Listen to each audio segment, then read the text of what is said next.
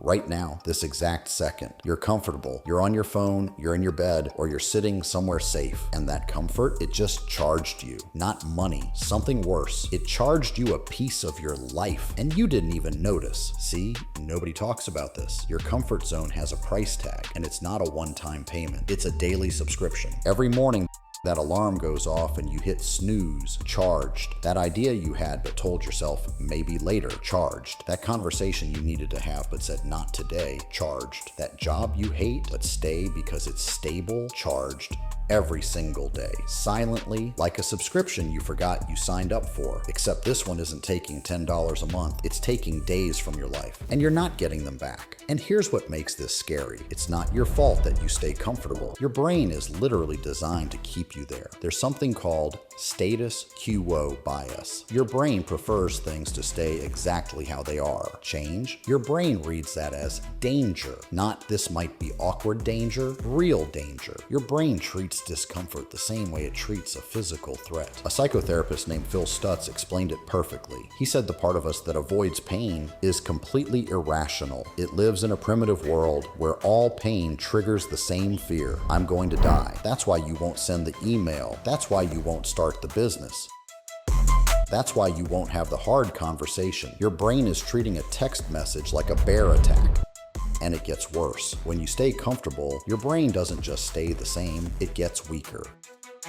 Neuroscientists found that pushing your limits builds new connections, makes you sharper, more creative. But when you stop pushing, those connections don't grow.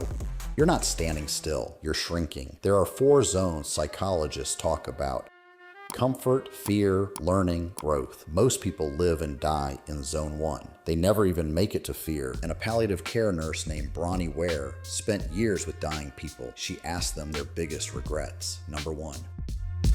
The most common regret of all: I wish I'd had the courage to live a life true to myself. Not, I wish I had more money. Not, I wish I worked harder. Courage, that's the word. The courage to leave comfort behind. There are 2 versions of you. The one you are right now and the one you could have been. The gap between those 2 people, that's the price. That's the invoice. Think about it. There's an employee somewhere right now who deserves double their salary but has never once asked for a raise. There's a kid with a song, a painting, a business idea sitting in their notes app that nobody will ever see. There's someone right now in a relationship that's draining their soul, but they stay because leaving feels harder than suffering. Every spiritual tradition on earth, every single one, says the same thing. Growth requires the sacrifice of comfort. That's not motivation. That's a pattern across thousands of years of human wisdom. Your comfort zone isn't protecting you. It's burying you alive. And every day you stay in it, you're shoveling more dirt on top. Let me show you the receipt. One avoided action per day. One thing you should have done but didn't. That's 365 moments per year you traded for nothing. In 10 years, 3,650 pieces of your life gone. Not stolen, given away. The average human life is about 27,000 days. How many of yours have you already spent hiding? Shonda Rhimes, the woman who created Grey's Anatomy, Scandal, some of the biggest shows in television history, her own sister looked at her and said, "You never say yes to anything." And she was right. Shonda said her life had gotten really small. All she did was go to work and come home. So she made one decision: say yes to everything that scared her, everything that made her nervous, everything that took her out of her comfort zone, and it transformed her entire life. Henry Ford went broke 5 times. 5 before he ever succeeded. If he had chosen comfort after the first failure, or the second, or the third, or the fourth, no Ford Motor Company, no assembly line,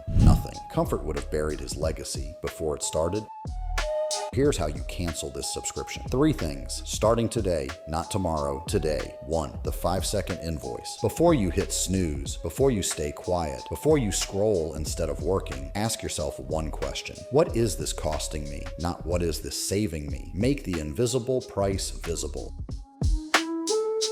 2, one uncomfortable thing per day. Just one. It doesn't have to be massive. Speak up in the meeting, post the content, send the message, make the call, have the conversation. Researchers found that people who regularly do things outside their comfort zone don't just grow faster, they're actually happier. 70% of people in one study described feeling courage after pushing through discomfort. Not regret, courage. 3, write the future self letter.